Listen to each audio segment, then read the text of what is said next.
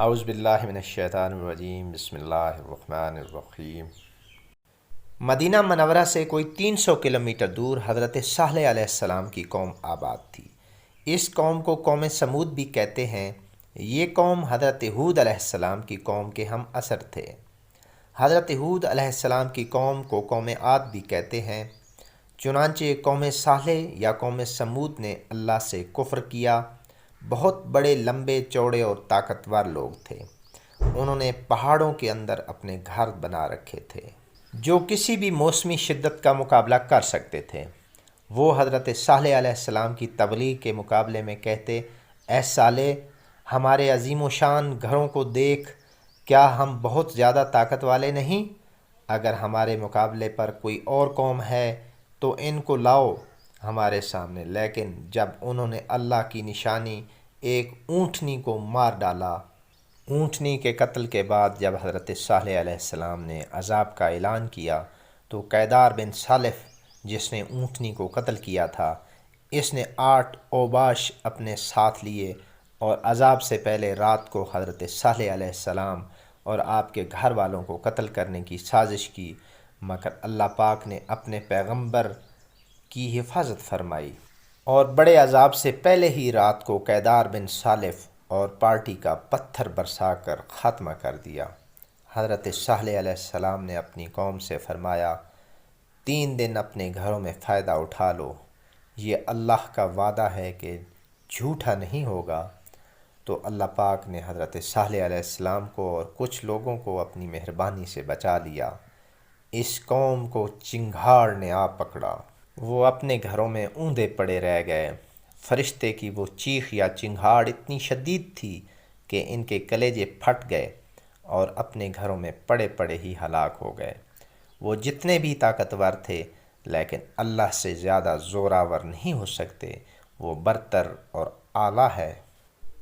روایت میں ہے کہ حضرت محمد صلی اللہ علیہ وآلہ وسلم اپنے کچھ اصحاب کے ساتھ اس علاقے سے گزرے۔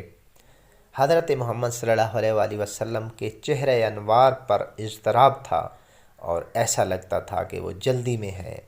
وہاں کے لوگوں نے ایک کنویں کا پانی پیش کیا، لیکن حضرت محمد صلی اللہ علیہ وآلہ وسلم نے اپنے اصحاب کو منع فرما دیا اور جلد وہاں سے نکلنے کا حکم دیا۔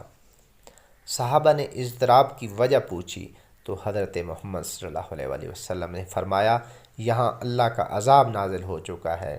یہ علاقہ حضرت صالح علیہ السلام کی قوم کا ہے جس پر اللہ نے سخت عذاب نازل کیا۔ وہاں نہ رکنا اور نہ پانی پینا ایسے راز ہیں جس کی خبریں ہمیں نہیں ہیں۔ حضرت محمد صلی اللہ علیہ وآلہ وسلم طبیعتاً معصوم ہیں، چنانچہ عذاب الہی کا سن کر عام شخص اندر سے دہل جاتا ہے۔ وہ تو اللہ کے رسول ہیں جن کو اللہ کی طاقت کا بخوبی علم ہے۔ بالکل ایسے ہی قوم لوط کے ساتھ ہوا۔ وہ لوگ ہم جنس پرستی جیسے مکروہ کام میں پڑ چکے تھے۔ حضرت لوط علیہ السلام نے ان کو خبردار کیا، لیکن عیش و عشرت اور گناہوں کی لذت میں اس قدر غرق تھے کہ حضرت لوط علیہ السلام کو ستانا شروع کر دیا۔ حضرت لوط علیہ السلام حضرت ابراہیم علیہ السلام کے ہم اثر تھے۔ اپنی قوم کو بہت سمجھایا لیکن وہ باز نہیں آئے۔ اللہ پاک نے اپنے فرشتے حضرت لوط علیہ السلام کی طرف بھیجے۔ انہوں نے حضرت لوط علیہ السلام سے کہا کہ کچھ رات کے بعد یہاں سے اپنے اہل و عیال کو لے کر نکل جائیں۔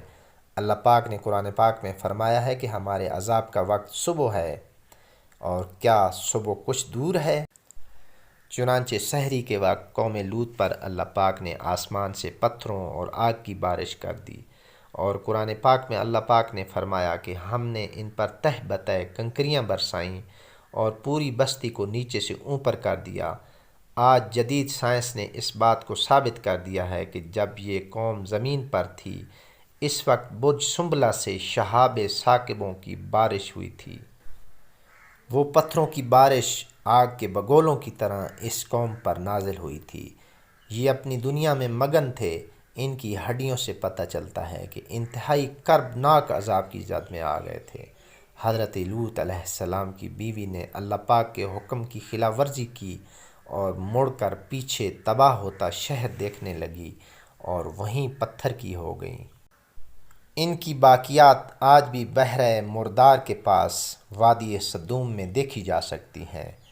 اللہ پاک ہمیں اپنے سیدھے راستے پر چلنے کی توفیق دے اور عذاب الہی سے بچائے رکھے، جو یقیناً ہمارے لیے بہت بھاری ہے۔ آمین ثم آمین۔